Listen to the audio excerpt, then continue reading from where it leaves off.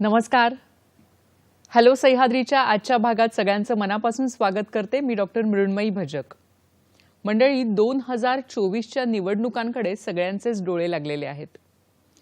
जबाबदार भारतीय नागरिक म्हणून आपण सगळेजण मतदान करणार आहोतच, पण त्यासाठी मतदार यादीतलं आपलं नाव तपासून घेणं हेही खूप गरजेचं आहे.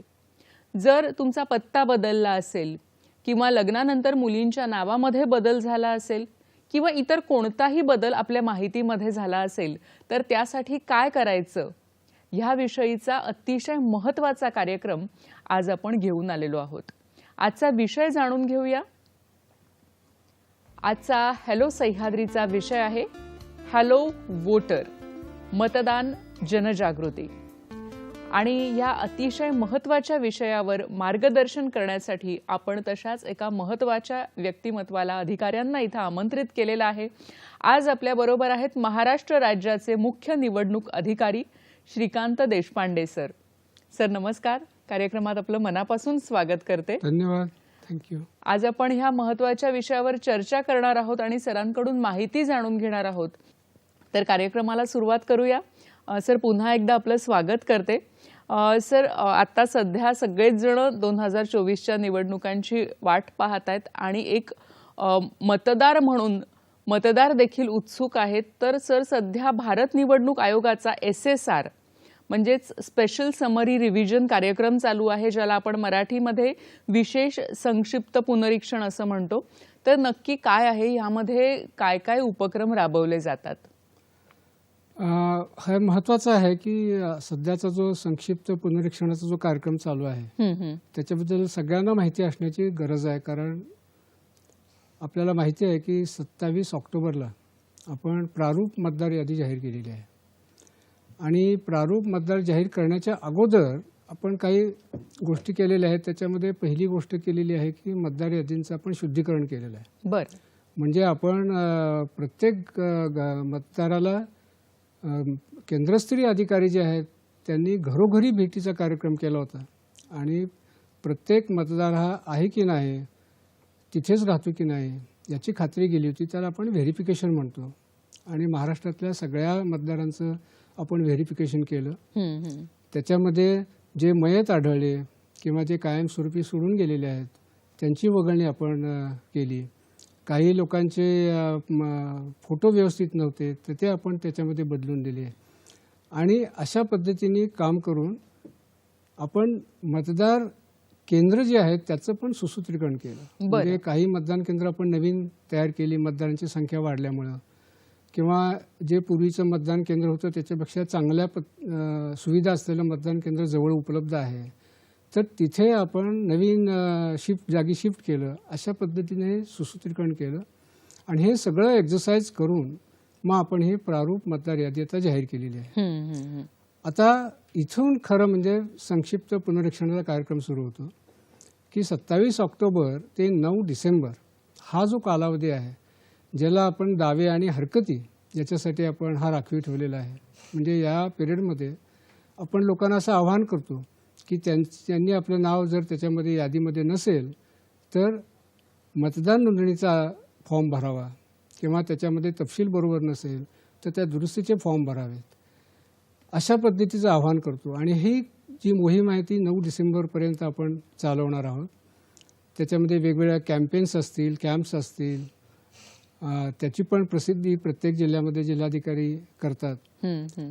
म्हणजे जसं काल आणि परवा आपण प्रत्येक मतदान केंद्रावर केंद्रस्तरीय अधिकारी ठेवला होता आणि तिथे त्यांना सांगितलं होतं की लोकांना की तुमचे जर काही फॉर्म भरायचे असतील तर तिथं सुद्धा येऊन तुम्ही ते भरू शकता. तसंच 24 आणि 25 नोव्हेंबरला पण ते प्रत्येक मतदान केंद्रावर मतदान केंद्रस्तरीय अधिकारी असणार आहे. त्यामुळे त्यांची पण मदत आपल्याला घेता येते. काही कॅम्प्स आहेत, जसे काही तृतीयपंथीयांसाठी कॅम्प्स असतील किंवा विद्यार्थ्यांच्यासाठी कॉलेजमध्ये कॅम्प्स असतील तर त्याची माहिती त्या त्या जिल्ह्यामध्ये प्रसिद्ध केली जाईल. तसेच आपण विशेष ग्रामसभा 1 ते 7 नोव्हेंबरपर्यंत घ्यायला सांगितलेली आहे. त्याच्यामध्ये त्या ग्रामसभा होत आहेत, त्याच्यामध्ये मतदार यादीचं वाचन होत आहे. तर हे वेगवेगळी मोहीम जी आहे ते आपण मोहीम सुरू आहे. आणि मग 9 डिसेंबरनंतर मग आपण 26 डिसेंबरपर्यंत जे अर्ज प्राप्त होतात त्याच्यावर आपण कारवाई करतो आणि कारवाई झाल्यानंतर मग आपण जानेवारीच्या पहिल्या आठवड्यात म्हणजे साधारणतः 5 जानेवारीला आपण अंतिम यादी प्रसिद्ध करतो बर आणि तिथं आपली पुनरीक्षणाचा कार्यक्रम संपतो. म्हणजे असे हा पुनरीक्षणाचा कार्यक्रम म्हणजे थोडक्यात ही उजळणी आहे मतदार यादीची. कुठं कमी आहे, कुठं राहून गेलं असेल किंवा काय दुरुस्ती असतील तर ती दुरुस्त्या करण्यासाठी किंवा नवीन मतदार योजनेचे विशेष मतदार आहेत त्यांची नोंदणी करण्यासाठी एक संधी आहे. अशा याचं आपण त्याला हे करतो आणि ह्याला आपण संक्षिप्त पुनरीक्षणाचा कार्यक्रम असं म्हणतो. बरोबर आहे. म्हणजे ह्या कालावधीत म्हणजे 9 डिसेंबर पर्यंत जर आपल्याला काही बदल करायचे असतील, नावात बदल झाला असेल, पत्त्यात बदल झाला असेल तर तो आपल्याला लगेचच कळवायला लागेल. बरोबर. सर यासाठी तुम्ही सर्वेक्षण वगैरे करता का? जसं मी आत्ता सांगितलं की प्रारूप मतदार यादी जेव्हा आपण प्रसिद्ध केली त्याच्या अगोदर आपण सगळ्या याचं फिजिकल व्हेरिफिकेशन सगळ्या मतदारांचं महाराष्ट्रातलं केलेलं आहे. म्हणून ह्या संक्षिप्त पुनरीक्षण काळामध्ये आपण पुन्हा हे सर्वेक्षण करत नाही. ते याच्यामध्ये जे कॅम्पेन्स असतात त्याच्यामध्ये कॅम्प्स आहेत किंवा मतदान केंद्राच्या ठिकाणी मतदान केंद्रस्तरीय अधिकारी उपस्थित आहेत त्या ठिकाणी आपण तिथे फॉर्म देऊ शकता किंवा त्यांची मदत घेऊ शकता. त्यामुळे असं स्वतंत्र आपण आता पुन्हा सर्वे ह्याच्यामध्ये करत नाही. पण याच्यामध्ये एक गोष्ट तुम्हाला नमूद करावीशी मला वाटते की सध्याचं जे मतदार यादी बनवायचं काम चालू आहे त्याच्यामध्ये जी अर्हता दिनांक आहे ती आपली 1 जानेवारी 24 आहे. बरं. ते 1 जानेवारी 24ला ज्यांचं 18 वर्ष पूर्ण होत आहे अशा लोकांचे अर्ज आपण यावेळेला स्वीकारतो आहोत. परंतु आता कायद्यामध्ये थोडासा असा बदल केलेला आहे की 18 वर्ष पूर्ण व्हायची सुद्धा आता आपल्याला वाट पाहायची गरज नाही. कारण आता दर तिमाहीला म्हणजे एप्रिलला 1 एप्रिल, 1 जुलै, 1 ऑक्टोबर या तारखेला सुद्धा आपण ही प्रक्रिया पुनरीक्षणाची करतो आणि त्यामुळे ज्यांचा जन्म 1 ऑक्टोबर 2024 या दिवशी जर आपण 18 वर्ष पूर्ण होत असतील तर त्यांचे आपण आगाऊ सुद्धा फॉर्म्स या निमित्ताने या कॅम्पेनमध्ये आपण घेतो. त्यामुळे 17 वर्ष पूर्ण झाल्यानंतर सुद्धा आपल्याला ॲडव्हान्स फॉर्म भरण्याची सुविधा या वर्षापासून आपण दिलेली आहे. त्यामुळे 18 वर्ष पूर्ण झालेले आहेत किंवा 1 ऑक्टोबर 24ला 18 वर्ष पूर्ण होणार आहेत अशा सगळ्यांनी या कॅम्पेनमध्ये आपले ॲडव्हान्स ॲप्लिकेशन फॉर्म भरावेत अशा पद्धतीची या निमित्ताने आपल्या सगळ्या नागरिकांना एक आव्हान आहे. नक्कीच सर. म्हणजे 17 वर्ष पूर्ण झालेली आहेत तर आपण आगाऊ हा अर्ज भरू शकतो. सर यासाठी कुठले कुठले अर्ज आपल्याला भरणं गरजेचं आहे? आता याच्यामध्ये जे अर्ज आहेत ते नवीन जर तुम्ही मतदार असाल तर त्याला आपण 6 नंबरचा अर्ज आपण त्याला भरायला सांगतो. किंवा जर एखादा मयत झाला असेल आपल्या कुटुंबामध्ये त्यासाठी पण 7 नंबर भरायला सांगतो. आणि जिथे आपल्याला बदल आहेत जसं की आपण स्थलांतर केले एका मतदारसंघातून दुसऱ्या मतदारसंघामध्ये किंवा एका पत्त्यावरून दुसऱ्या पत्त्यावर किंवा आपले काही तपशीलमध्ये काही चुका आहेत तर त्या चुकासुद्धा दुरुस्त करण्यासाठी आपण 8 नंबरचा फॉर्म भरतो. म्हणजे एखाद्याला समजा आपलं मतदान कार्ड हरवलेलं आहे तर त्यासाठी सुद्धा 8 नंबरचा फॉर्म भरून आपण मतदान कार्ड पुन्हा ते मिळवू शकतो. किंवा एखादा अपंग आहे, दिव्यांग आहे अशा व्यक्तींना सुद्धा चिन्हांकित करण्यासाठी आपण 8 नंबरचा फॉर्म वापरू शकतो. आणि चिन्हांकित एवढ्यासाठी करणं महत्त्वाचं आहे की जेव्हा चिन्हांकित करतो एखादे दिव्यांग त्यावेळेला निवडणूक यंत्रणेला समजतं की हे जे लोक दिव्यांग आहेत आणि त्यांच्यापर्यंत आपण निवडणुकीच्या वेळेला त्यांच्यापर्यंत पोहोचू शकतो, त्यांना सहाय्य देऊ शकतो. चेअर असेल, व्हेकल असेल, व्हीलचेअर असेल अशा पद्धतीची मदत देऊ शकतो. आणि आता इलेक्शन कमिशनने असं रिसेंटली धोरणात्मक निर्णय घेतलेला आहे की ज्या दिव्यांगांचं जे प्रमाण आहे दिव्यांगत्वाचं ते जर 40% वर असेल तर त्यांना सुद्धा घर बसल्या घरून सुद्धा मतदान करता येईल अशा पद्धतीचे एक धोरण इलेक्शन कमिशनने ठेवलेलं आहे. त्यामुळं अशा कारणासाठी आपल्याला दिव्यांगाचं चिन्हांकित जर करून घेतलं तर त्याचा निश्चितपणे निवडणूक यंत्रणेला फायदा होतो. आपल्यापर्यंत पोहोचून आपल्याला त्याची मदत करण्याची सुद्धा संधी निवडणूक आयोगाला प्राप्त करून देता येते. त्यामुळे असे हे फॉर्म्स आपल्याला भरून त्याच्यामध्ये नाव नोंदवता येतं किंवा त्याच्यामध्ये दुरुस्तीही करता येतात. बरं सर, तुम्ही म्हणालात की चिन्हांकित आपल्याला करता येतं, पण मग ते इतरांनाही कळतं का की आपण समजा कोणी अपंग म्हणून जर चिन्हांकित केलं तर ते सगळ्यांना कळतं जर ऑनलाईन केलं तर, की फक्त निवडणूक आयोगालाच कळतं? हां, म्हणजे याच्यामध्ये अनेक दिव्यांगांचे असं ॲप्रिहेन्शन असतं मनामध्ये की बाबा माझं नाव त्याच्यात चिन्हांकित केलं तर ते माझं जगजाहीर होईल का माझं अपंगत्व. तर तसं नाही आहे. हे फक्त आमच्या इलेक्शन कमिशनच्या डेटाबेसमध्ये ते चिन्हांकित होतं. ते आपल्या रोलमध्ये कुठेही आम्ही त्याच्यामध्ये म्हणत नाही की त्याचं नमूद केलेलं नसतं. त्यामुळे ते पूर्ण गोपनीय असतं. आणि चिन्हांकित केल्यामुळे फक्त निवडणूक यंत्रणेला कळतं की आपल्या मतदार यादीमध्ये कोण कोण दिव्यांग आहेत बरोबर आहे. आणि त्यांच्यापर्यंत आगाऊ पद्धतीने आपल्याला पोहोचता येतं.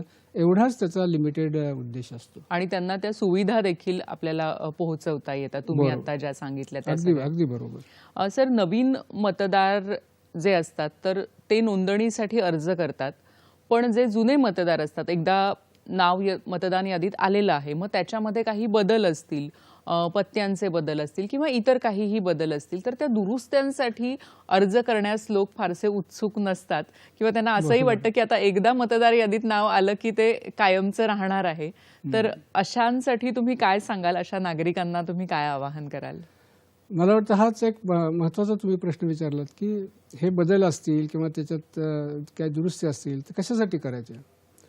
आणि दुरुस्त्या आपण वेगवेगळ्या ह्याच्यामध्ये करतो. काही समजा महिलांचं लग्नानंतरचं नाव बदललेलं असतं, ते आपण दुरुस्त करून बदल करून घेतो. काहींची जन्मतारीख चुकलेली असते किंवा काहींचं लिंगसुद्धा बऱ्याच वेळा चुकलेलं असतं किंवा पत्ता बदललेला असतो किंवा मोबाईल नंबर बदललेला असतो किंवा मोबाईल नंबर त्याच्यामध्ये आपण रजिस्टर किंवा नमूद केलेला नसतो. मला वाटतं हे सगळे बदलून घ्यायचं एक 2 कारणं मी आपल्याला देतो की उदाहरणार्थ पत्ता. समजा आपण ज्या पत्त्यावर राहता तिथंच खरं म्हणजे आपण सर्वसाधारण रहिवास धरला जातो आणि आपल्याला मतदानाचा हक्क तिथून प्राप्त होतो. जर निवडणूक यंत्रणा त्या पत्त्यापर्यंत पोहोचली आणि त्यांना असं लक्षात आलं की इथे राहत नाहीत तर आपलं नाव केव्हाही डिलीट होऊ शकतं, बरं, त्याच्यातनं वगळलं जाऊ शकतं. त्यामुळे जिथे तुम्ही राहता तिथे आपण पत्ता असेल तर तो आपल्याला अद्ययावत असणं फार महत्त्वाचं आहे.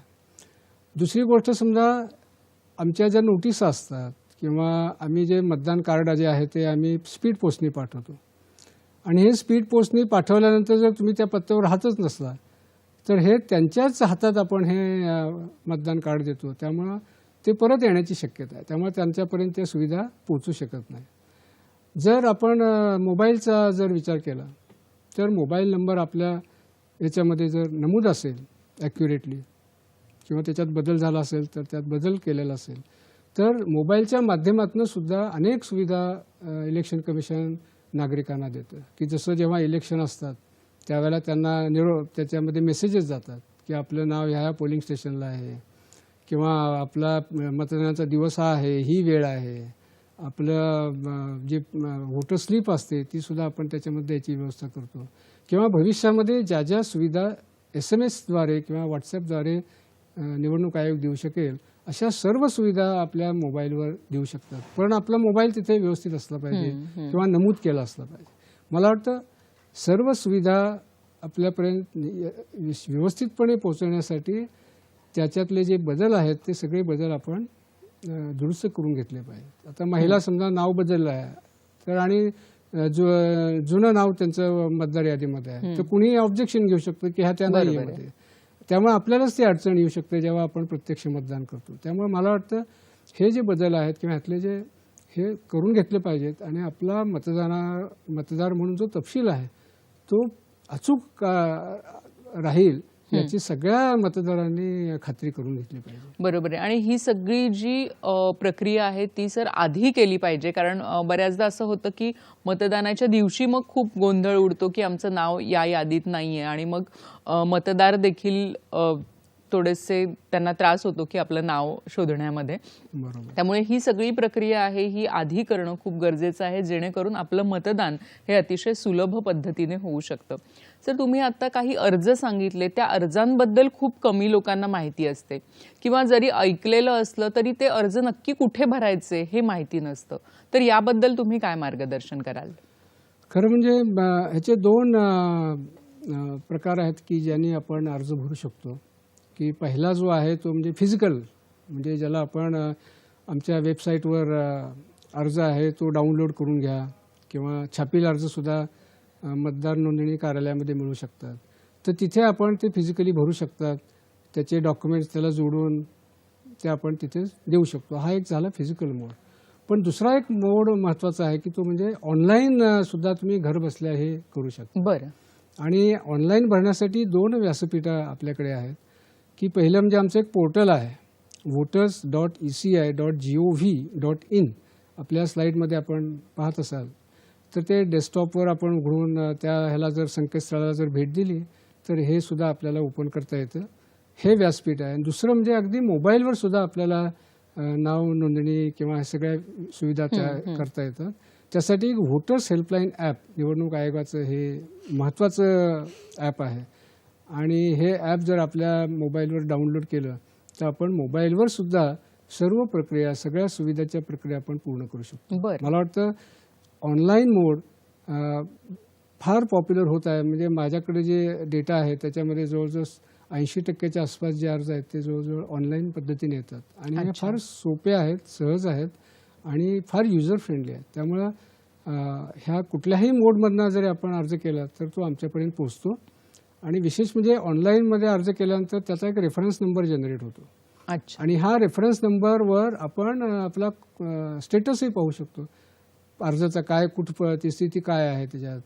तर हे सगळं आपल्याला पाहता येतं. त्यामुळे मला वाटतं ऑनलाईन या पद्धतीने मोठ्या प्रमाणात अर्ज आता लोक भरत आहेत आणि ही लोकांना माहिती असण्याची आवश्यकता आहे.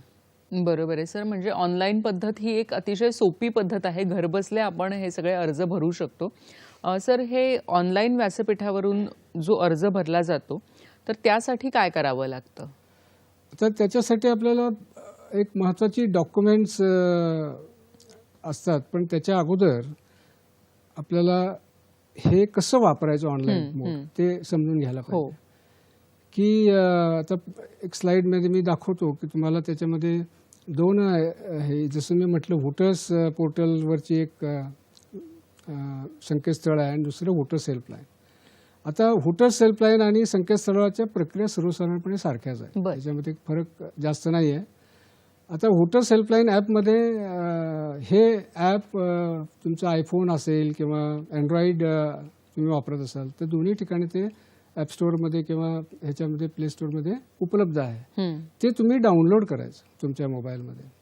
आणि हे डाउनलोड केल्यानंतर कुठलेही ॲप डाउनलोड केल्यानंतर ते जनरली विचारतात की तुमची agree with the terms condition. ते तुम्ही होय म्हटलं की मग नंतरचा एक पर्याय येतो की तुम्ही तुमची लँग्वेज निवडा. मग तुम्ही त्यात समजा मराठी निवडलं तर ते तुमच्या मोबाईलवर ते ॲप डाउनलोड होतं.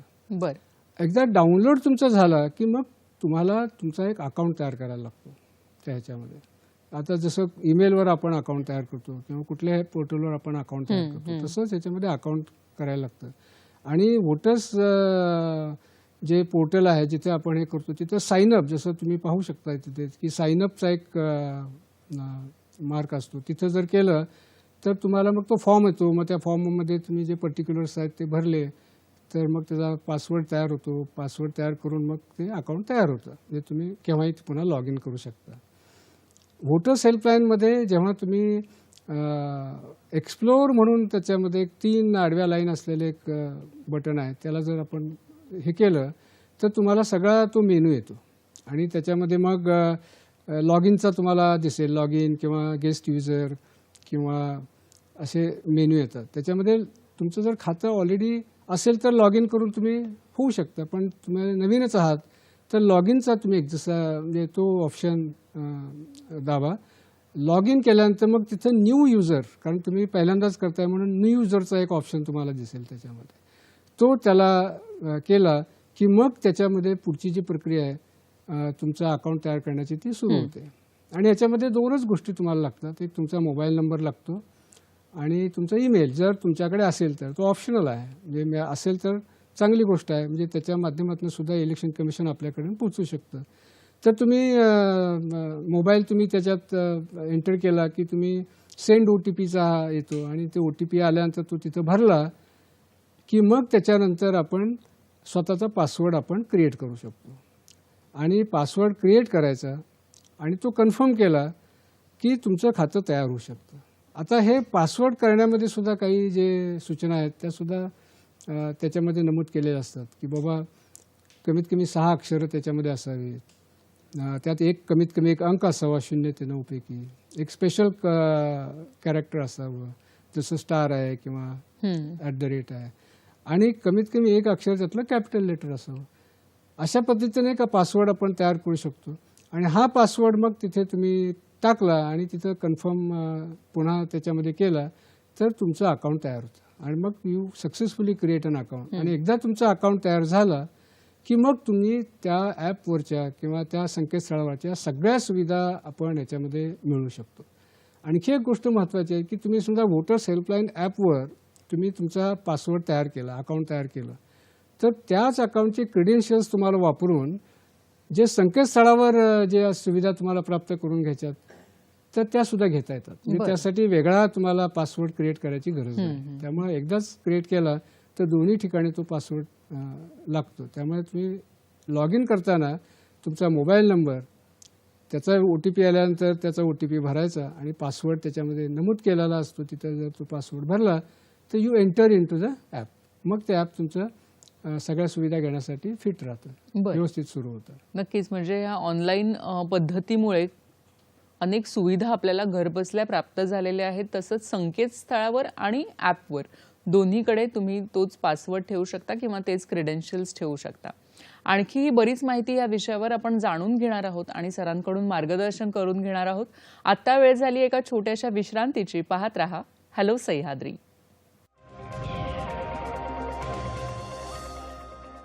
नमस्कार. विश्रांतीनंतर सगळ्यांचं मनापासून स्वागत करते. भारत हे लोकशाही राष्ट्र आहे आणि यामध्ये सर्व नागरिकांना मतदानाचा हक्क आहे. मतदानाचा हक्क आहे तसंच ते कर्तव्य देखील आहे. आणि त्यासाठी नक्की आधी आपल्याला कशा पद्धतीने नाव नोंदणी करायची आहे, काही बदल असल्यास काय आपल्याला अपडेट करायचं आहे आपल्या मतदार यादीमध्ये, याविषयी माहिती करून घेतोय. आणि आज आपल्याबरोबर आहेत महाराष्ट्र राज्याचे मुख्य निवडणूक अधिकारी श्रीकांत देशपांडे सर. सर, मगाशी तुम्ही सांगितलं की अर्ज कशा पद्धतीने भरायचा, ऑनलाईन पद्धतीने कशा पद्धतीने आपण भरू शकतो, तसंच कोणकोणते दस्तावेज असणं गरजेचं आहे? हा महत्त्वाचा प्रश्न आहे. कारण यासाठी 3 दस्तावेज घ्यायला लागतात. पहिलं म्हणजे त्याचा फोटो. आणि तो फोटो जेव्हा आपण ऑनलाईन करतो मोबाईलवर, त्या मोबाईलच्या कॅमेरावर सुद्धा तो आपण फोटो घेऊ शकतो आणि अपलोड करू शकतो. त्याच्यात काही अडचण येत नाही. त्या व्यतिरिक्त जे 2 पुरावे आहेत ते म्हणजे वयाचा पुरावा. कारण 18 वर्षापेक्षा त्याचं वय जास्त असणं गरजेचं आहे. आणि दुसरा पुरावा म्हणजे त्याचा निवासाचा पुरावा. हे 2 पुरावे फार महत्त्वाचे आहेत. आणि जसं मागाशी मी तुम्हाला सांगितलं की 1 जानेवारी 24 याला 18 वर्षे पूर्ण करणाऱ्यांनी आत्ताच अर्ज जसे भरू शकतात, तसं 1 ऑक्टोबर 24ला पूर्ण करणारे 18 वर्षे पूर्ण करणारे जे आहेत त्यांच्यासाठी सुद्धा आपण अर्ज गोळा करायचे आपण या कॅम्पेनमध्ये घेतलेलं आहे, ठरवलेलं आहे. त्या पद्धतीने हे लागतं. वयाचा जर पुरावा जर आपण पाहिला तर त्याच्यामध्ये निवडणूक आयोगानं अनेक ऑप्शन्स दिलेले आहेत. जसं त्याचा जन्माचा तारखेचा दाखला असेल, नगरपालिकेने, महानगरपालिके जे ऑथॉरिटी असेल त्यांनी इश्यू केलेला. आधार कार्डमध्ये सुद्धा आपल्याला जन्मतारीख नमूद असते. भारतीय पासपोर्ट जो आहे त्याच्यामध्ये असते. तसंच एखादं कुठलंही 10वीचं किंवा 12वीचं सर्टिफिकेट जे असतं किंवा मार्कशीट असतं तिथं सुद्धा जन्मतारीख नमूद असते. ड्रायव्हिंग लायसन्स आहे, पॅन कार्ड आहे. तर मला वाटतं यातलं कुठलंही ऑप्शन्स आपण एक्झरसाईज करू शकतो जे आपल्याला उपलब्ध आहे. त्यामुळे निवडणूक आयोगाने असे अनेक ऑप्शन्स वयाच्या दाखल्यासाठी दिलेले आहेत. आणि दुसरं जे आहे ते निवासाचा पुरावा. ते निवासाचा पुरावामध्ये सुद्धा असे डॉक्युमेंट्स आहेत की जिथे निवासाचा पत्ता तुमचा लिहिलेला असतो. ते पासपोर्टवर लिहिलेला असतो, आधार कार्डवर लिहिलेला असतो, किंवा जर तुमचं भाड्याने घर असेल तर भाडे करारावर असतो, किंवा तुमच्याकडे युटिलिटीज जे असतात जसं वीज बिल आहे किंवा गॅस कनेक्शनचं बिल आहे, टेलिफोनचं बिल आहे, किंवा स्वतःचं घर मालकीचं असेल तर त्याचा दस्तऐवज कुठला जो असेल तो. त्याच पद्धतीने एखाद्या बँकेमध्ये तुमचं खातं असेल तर त्याचं पासबुकसुद्धा त्यासाठी आपण ग्राह्य धरतो. किंवा तुमच्याकडे एखादा महसूल खात्याचा काही दस्तऐवज असेल की ज्याच्यामध्ये तुमच्या पत्त्याचा उल्लेख असतो. तर असे अनेक ऑप्शन्स आपण याच्यामध्ये दिले आहेत. त्यामुळे यातला कुठलाही पुरावा आपण देऊ शकतो आणि जेव्हा आपण फॉर्म भरतो त्यावेळेला वयासाठी कुठला तुम्ही पुरावा देता त्याची पण ड्रॉपडाऊन मेनू येतो आणि त्याच्यामध्ये तुम्ही यापैकी कोणी सिलेक्ट करू शकता आणि ते अपलोड करू शकता. त्यामुळं ही बेसिक डॉक्युमेंट्स आपल्याला आवश्यक आहे. बरोबर आहे सर. वयासाठी आणि पत्त्यासाठी खरं तर अनेक पर्याय उपलब्ध आहेत, अनेक दस्तावेज आहेत. पण समजा जर कोणाकडे ह्यापैकी काही नसतील दस्तावेज तर मग आपल्याला अर्ज भरता येऊ शकतो का? मला वाटतं तरीसुद्धा आपल्याला भरता येतो, कारण याच्यामध्ये जे दस्तऐवज नमूद केलेले आहेत जे आत्ता मी आपल्याला सांगितले त्याच्यामध्ये कुठलाही दस्तऐवज आपल्याकडे असेल तर देऊ शकता. परंतु याच्यामध्ये जर दस्तावेज आपल्याकडे कुठले उपलब्ध नसतील तर आणखी एक ऑप्शन त्याच्यामध्ये दिलेला असतो, अदर्स म्हणून. त्यामुळे अदर्स म्हणून जर तुम्ही टिक केलं आणि त्या व्यतिरिक्त तुमच्याकडे कुठलाही जर दस्तऐवज असेल, म्हणजे समजा राशन कार्ड असेल किंवा जे कुठलाही असेल याच्यामध्ये नमूद केलेलं नसेल, अशा अनेक दस्तऐवज आपल्याला मिळू शकतील. त्यातलं तुम्ही अपलोड करू शकता. म्हणजे केवळ हे जे नमूद केलेले आहेत तेवढेच पाहिजेत असं काही नाही, त्याच्या व्यतिरिक्त असतील पण ते व्हॅलिड असले पाहिजेत, ते सुद्धा आपण देऊ शकता. काही कॅटेगरीमध्ये कुठलेच तुम्हाला उपलब्ध नसतात. उदाहरणार्थ समजा बेघर जर आपण पाहिले किंवा तृतीयपंथी आहे, अनेक लोकांच्याकडे आपण पाहतो की यांच्याकडे कुठलेही डॉक्युमेंट नसतात. त्यामुळे जन्मतारखेचा दाखला नसतो, निवासाचा पत्ता नसतो, काहीच नसतं. तर अशा कॅटेगरीज जे बेघर आहे, देहव्यवसाय करणाऱ्या महिला आणि तृतीयपंथी आणि अगदी लेटेस्ट आम्ही भटक्या आणि विमुक्त जमाती त्यात इन्क्लूड केलेल्या आहेत की यांना एक सेल्फ डिक्लेरेशन, ज्याला स्वघोषणापत्र आपण म्हणू शकतो, असं आपण घोषणापत्र त्यांच्याकडनं घेऊ शकतो. म्हणजे बाकी कुठलेही डॉक्युमेंट त्यांना द्यायची त्यावेळेला गरज राहत नाही. आणि हे घोषणापत्र काय असतं बेसिकली, तर त्याच्यामध्ये तो लिहिलं की त्याच्यामध्ये की माझं नाव अमुक अमुक आहे, माझा जन्मतारीख अमुक अमुक आहे आणि रहिवासाचा पत्ता खालीलप्रमाणे आहे आणि तो सही करतात. एवढंच डिक्लेरेशन लागतं. आणि मग हे डिक्लेरेशन दिल्यानंतर कुठल्याही कागदपत्राची गरज राहत नाही. मग आमचं जे मतदार केंद्रस्तरीय अधिकारी असतात ते त्या पत्त्यावर ॲक्च्युली भेट देतात, फील्ड व्हिजिट करतात आणि त्या फील्ड व्हिजिटमध्ये ते तपासतात की तो खरंच तिथं राहतो का. आणि मग त्याची खात्री केल्यानंतर मग तसा अहवाल दिल्यानंतर त्याच्यावर आपण कारवाई करतो आणि ते अर्ज आपण गृहीत धरतो आणि त्याचे अप्रूव्ह करतो, मंजूर करून घेतो.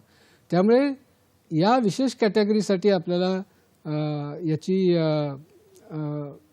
म्हणजे आवश्यकता नसते. पण त्यांच्याकडे जर असतील तर ती चांगलीच गोष्ट आहे, त्याला स्वघोषणापत्र द्यायची गरज नाही. पण नसतील तर हा पर्याय निवडणूक आयोगाने दिलेला आहे. पण एक महत्त्वाची गोष्ट मला सांगायची आहे की आपण हे जे डॉक्युमेंट्स आहेत ते कुठल्या फॉर्मॅटमध्ये आपण अपलोड करतो ऑनलाईन, तर त्याला 2 फॉर्मॅट आहे. इमेज फॉर्मॅटमध्ये एक JPG फॉर्मॅट आणि JPEG फॉर्मॅट, या फॉर्मॅटमध्येच फक्त आपण हे ॲक्सेप्ट करतो आपल्या मोबाईलमध्ये असतील किंवा आपल्या संकेतस्थळावरचा जो फॉर्म भरतो त्याच्यामध्ये. त्यामुळे असे जे तुमचे डॉक्युमेंट असतात त्याचे तुम्ही फोटो काढून घ्या, तुमच्या फोटो गॅलरीमध्ये सेव्ह करून ठेवा आणि ते तुम्ही ह्याच्यामध्ये अपलोड करू शकता. फक्त एकच काळजी घ्यायला लागते की याचा साईज जो आहे त्याला मर्यादा आम्ही ठेवलेली आहे की प्रत्येक डॉक्युमेंटची साईज 2 MB पेक्षा जास्त नसावी. मॅक्सिमम 2 MB आहे. तर ती काळजी जर घेतली तर आपल्याला डॉक्युमेंट अपलोड करण्यासाठी काहीही आपल्याला प्रॉब्लेम येत नाही. फक्त ही जी सगळी डॉक्युमेंट तुम्ही द्याल ती फक्त सेल्फ अटेस्ट करा.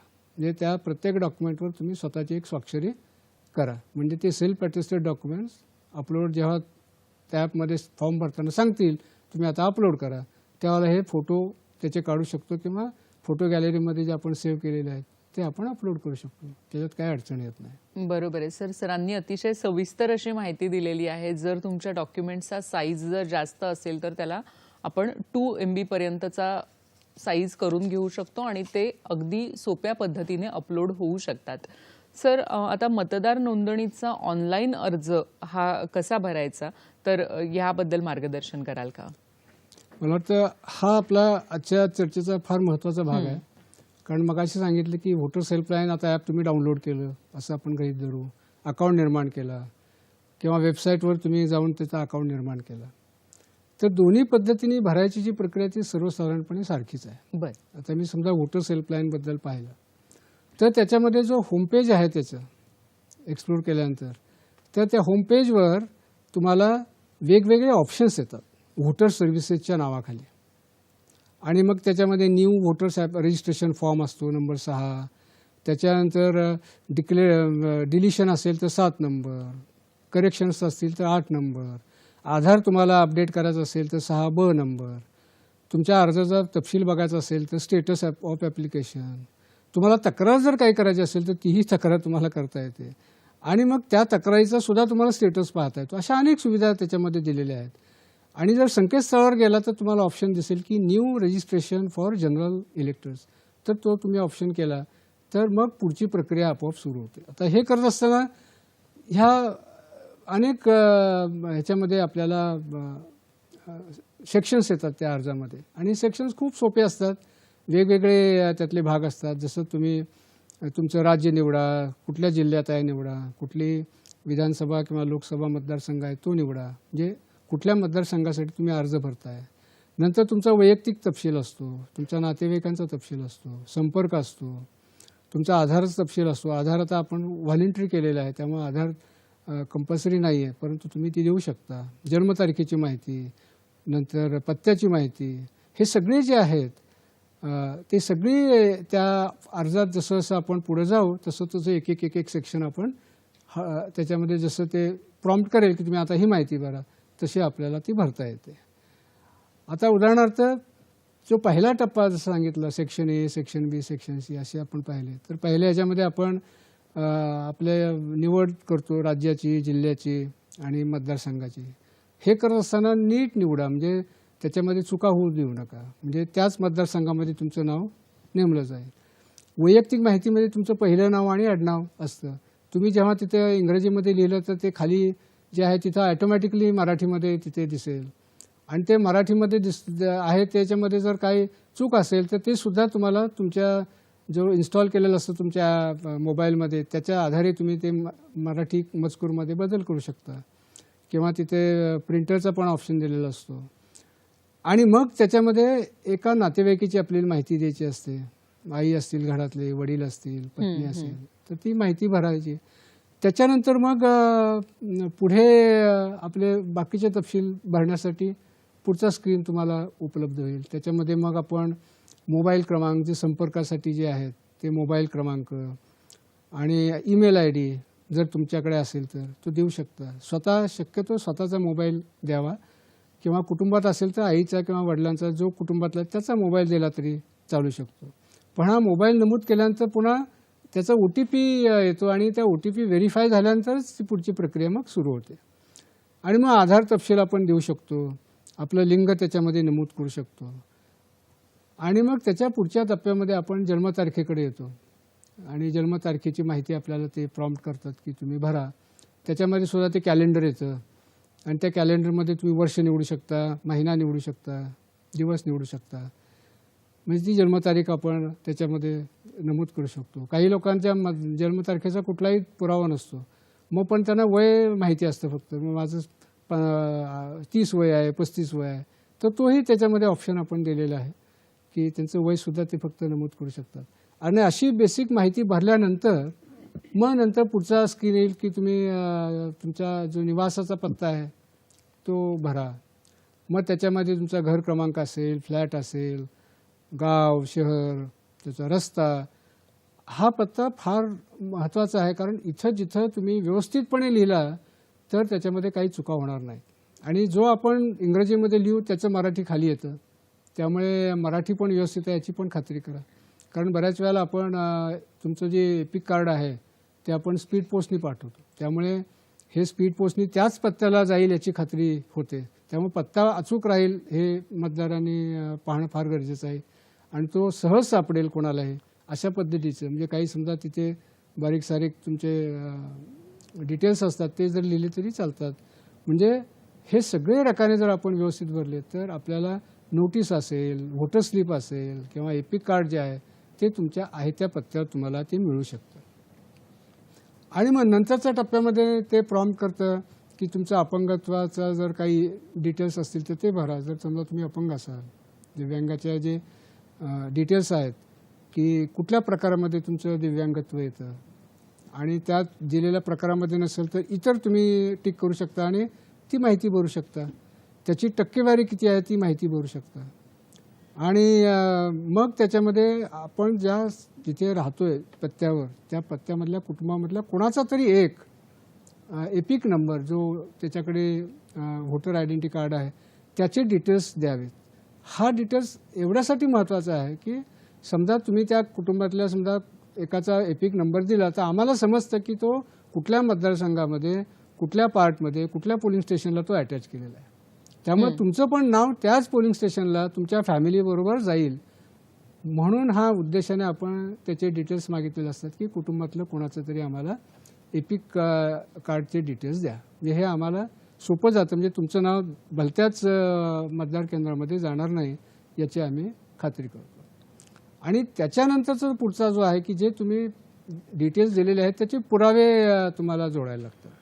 आता उदाहरणार्थ तुमचा रेसिडेन्सचा पुरावा आहे.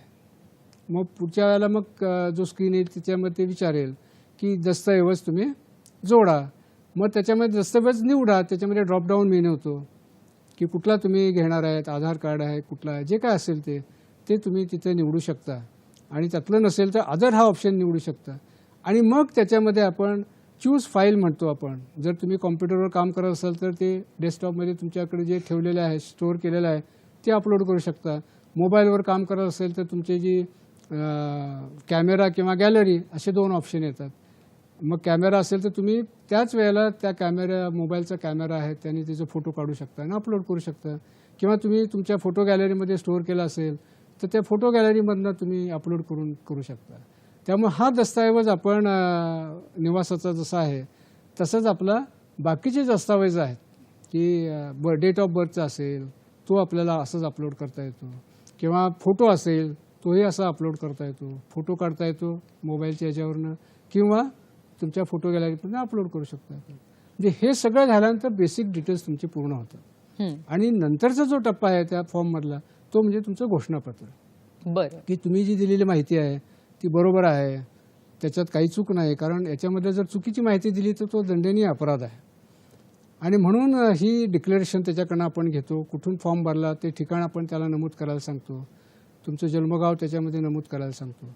आणि हे फॉर्म सगळा डिक्लेरेशन जेव्हा तुम्ही भरता त्यानंतर मग तुम्ही तो सबमिट केल्यानंतर मग तुम्हाला तो तुमचा फॉर्म प्रिव्ह्यूमध्ये सगळा तो फॉर्म तुम्हाला दिसतो.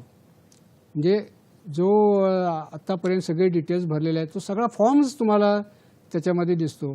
तो प्रिव्ह्यूचं तुम्हाला ते कॅप्चा जर तुम्ही भरला आणि प्रिव्ह्यूचा बटन दाबला तर तुम्हाला तो सगळा प्रिव्ह्यू दिसतो. त्याच्यामध्ये सगळा फॉर्म तुम्हाला दिसतो. आता इथे मात्र तुम्ही लक्ष ठेवलं पाहिजे की आपण भरलेल्या फॉर्ममधले जे डिटेल्स आहेत ते व्यवस्थित भरलेले आहेत. त्याच्यामध्ये काही चुकीचं नाही आहे किंवा करेक्शन्स नाहीत याची खात्री करावी. आणि मग तो आपण सबमिट करतो. आणि सबमिट केल्यानंतर मग तुम्हाला एक मेसेज येतो मोबाईलवर की your application has been successfully submitted. आणि हा तुमचा रेफरन्स नंबर आहे. फ्युचर यासाठी तुम्ही हा सेव्ह करा. आणि त्याच्यामध्येच एक बटन आहे की तुम्ही एक्नॉलेजमेंट डाउनलोड करू शकता. त्याच्यामध्ये तुमचा सगळा फॉर्म पण डाउनलोड होतो भरलेला ऑनलाईन आणि तुमचे रेफरन्स नंबर पण डाउनलोड होतो. त्यामुळे तुम्हाला फ्युचर रेफरन्ससाठी हा रेफरन्स नंबर तुम्हाला वापरता येतो. आता इथं तुमची ॲप्लिकेशन भरण्याची प्रक्रिया ही पूर्णपणे होते. आता याच्यामध्ये मी सांगितलं की तुमचा प्रिव्ह्यू आपण घेतो, त्याच्यामध्ये डिक्लेरेशन भरतो, त्याच्यामध्ये बाकीच्या ज्या गोष्टी करतो ह्या गोष्टी सगळ्या फॉर्म्सला कॉमन आहेत. फक्त कॉमन कुठल्या नाही आहेत तर कशासाठी आणि कुठलं दस्तावेज तुम्ही अपलोड करता तेच फक्त कॉमन नाही. त्या प्रकारावरती अवलंबून राहतं. तेवढाच फक्त बदल असतो. पण ही सगळी प्रक्रिया आणि हे सगळे फीचर्स ह्या प्रत्येक फॉर्ममध्ये असतात. त्यामुळे इथे आपण हे फॉर्म पूर्ण स्वीकारल्यानंतर मग त्याची प्रक्रिया पुढची सुरू होते. बरोबर आहे सर. तुम्ही हे अगदी सविस्तर सांगितलेलं आहे आणि मला वाटतं की हे करताना अतिशय सोपं अशी ही प्रक्रिया आहे. सर तुम्ही मगाशी दुरुस्त्या आणि काही बदल असतील तर त्याच्याबद्दल आपण बोलत होतो. तर त्याचाही अर्ज आपल्याला ऑनलाईन भरता येईल का? हां, आता याच्यासाठी आपण 8 नंबरचा फॉर्म जो आहे जे सुरुवातीला आपण दाखवतो एक्सप्लोररमध्ये वेगवेगळे ऑप्शन्स आहेत. जसं 6 नंबरचा नवीन रजिस्ट्रेशनसाठी, तसं 8 नंबरचा बदलांसाठी. तर 8 नंबर त्यासाठी आपल्याला भरायला लागतो. आणि याच्यामध्ये काय काय दुरुस्त्या आपण करू शकतो की याच्यामध्ये आपण आपला रेसिडेन्स बदलला असेल, पत्ता बदलला असेल किंवा एका मतदारसंघातून दुसऱ्या मतदारसंघात गेलो असेल ते आपल्याला बदलता येतं, बरं. तपशील बदलता येतो, किंवा आपण दिव्यांग असेल आणि ते त्याच्यामध्ये चिन्हांकित नाही झालेलं तर ते करू शकतो, किंवा आपण आपलं कार्ड हरवलेलं आहे किंवा खराब झालेलं आहे तर ते आपण बदलून घेऊ शकतो. असे अनेक गोष्टी आपण या फॉर्ममध्ये आपण करून घेऊ शकतो. या फॉर्मचं आणखी एक वैशिष्ट्य आहे की हा फॉर्म तुम्ही स्वतः भरू शकताच, पण तुम्ही दुसऱ्यांसाठी सुद्धा तुमच्याच ॲपमधनं हा फॉर्म भरू शकता. म्हणजे तुम्ही तुमच्यासाठीच नव्हे तर इतरांसाठी सुद्धा ह्या दुरुस्त्या तुमच्या मोबाईलवर तुमच्या अकाउंटमधनं करू शकता. हा एक महत्त्वाचा आहे. म्हणून तिथं 2 ऑप्शन येतात. तुम्ही ॲप्लिकेशन स्वतःसाठी करता आहात की इतरांसाठी करता आहात. स्वतःसाठी असेल तर तो होतोच, पण इतरांसाठी सुद्धा आपल्याला तुमच्या मोबाईलमधलं जे ॲप आहे ते आपल्याला त्या मदतीनं आपल्याला ते करता येतं. बरोबर आहे सर. म्हणजे या एकाच अर्जावरून आपल्याला हे सगळं करता येतंय. आपण हे सगळे अर्ज सर आपण क्रमाने पाहूया का? म्हणजे सगळ्यात महत्त्वाचं आहे ते स्थलांतराविषयी. बरोबर. त्याविषयी तुम्ही खरं तर मगाशी सांगितलेलंच आहे.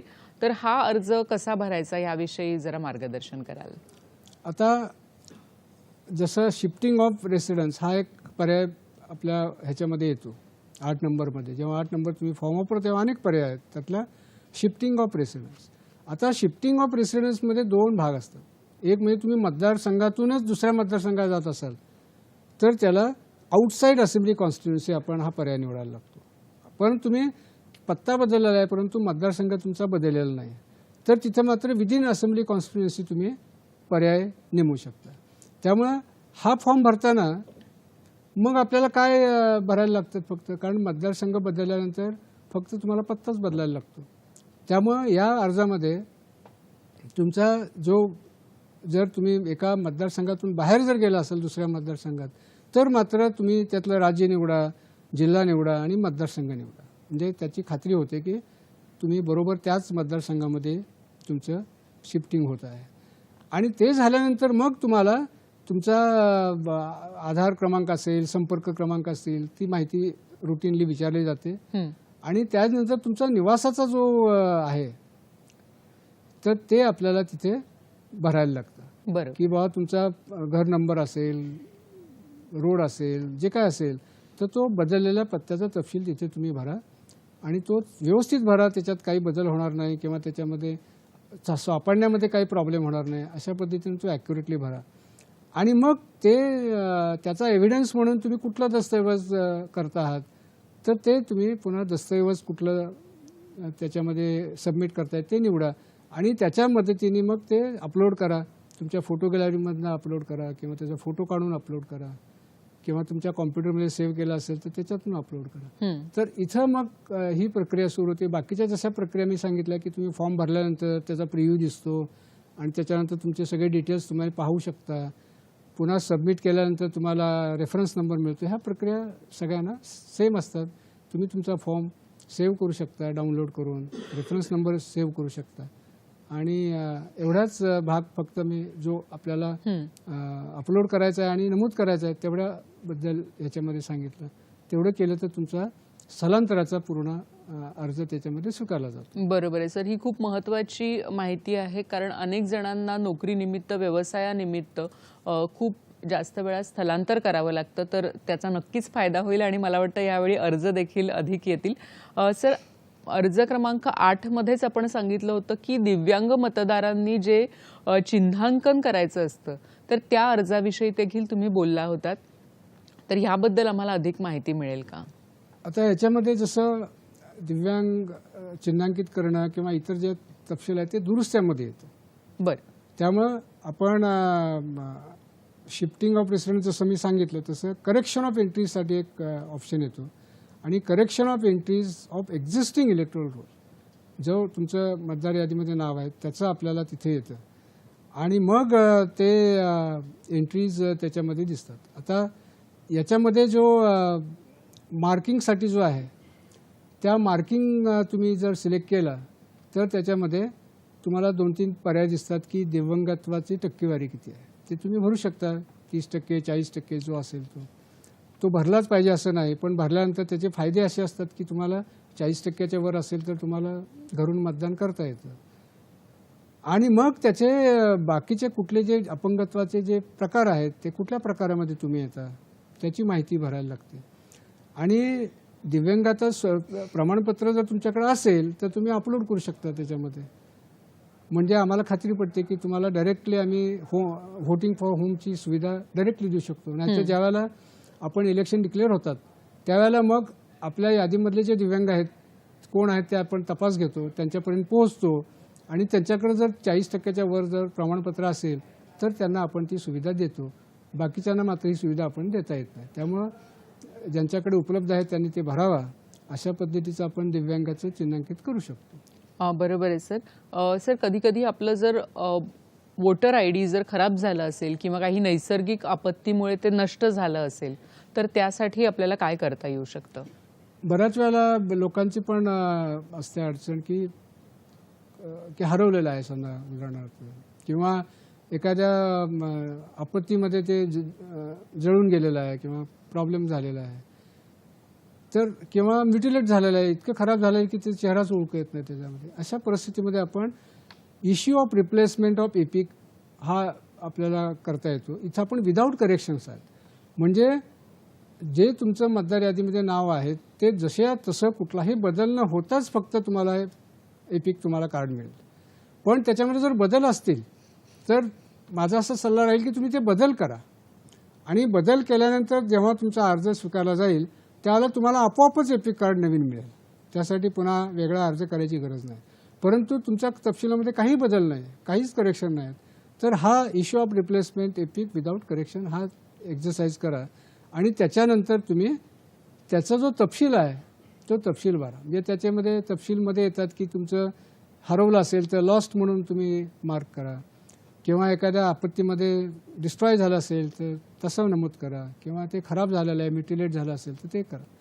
पण जे हरवलेलं आहे तिथं मात्र तुम्हाला एक पोलीस ठाण्यामध्ये तक्रार दाखल करायला लागते हरवलं म्हणून, आणि त्याची FIR ची कॉपी आपल्याला याच्यामध्ये दस्तऐवज म्हणून आपल्याला ते अपलोड करायला लागते. बरोबर आहे. आणि बाकीच्या ठिकाणी फक्त आपण डिक्लेरेशन घेतो की बाबा माझं आता हरवलेलं आहे, हरवलं नाही म्हणजे तुमचं आगीतच नष्ट झालेलं आहे, तिथं आपण काही प्रूफ मागत नाही.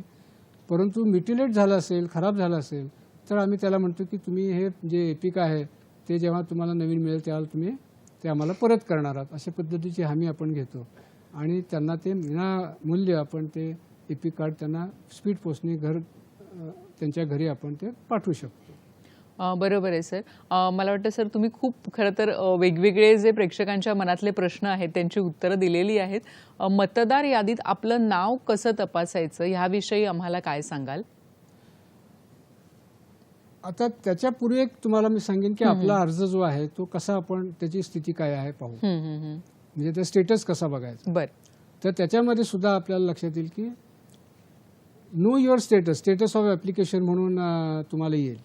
आणि त्या स्टेटस ऑफ ॲप्लिकेशनमध्ये तुम्ही तुमचा मोबाईल भरा, मोबाईल नाही तुमचं ते रेफरन्स नंबर जो आहे तो तुम्ही भरा, आणि कुठल्या राज्यातनं तुम्ही केलेलं आहे ते राज्याची निवड करा.